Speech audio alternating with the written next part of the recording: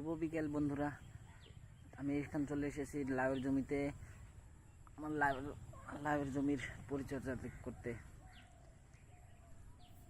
দেখুন বন্ধুরা, আমার লাউ গাছ কি সুন্দর আর সতেজ।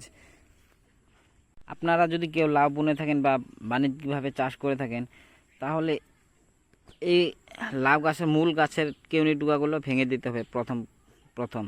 না হলে এই মূল গাছটায় ভালো করে খাবার পাবে না। উপরে গিয়ে কাটিং করে আপনারা মূল গাছটা কেটে দিলে তখন কেউনি ডুগাগুলো রেখে দিতে পারবেন। এখন দেখুন, এই ভেঙে দিতে হবে।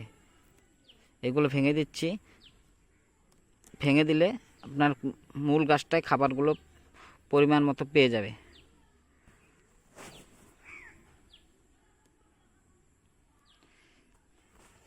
তো ভেঙে দেওয়ার পর এটা মূল গাছ মাচায় উঠিয়ে দিলেই হলো।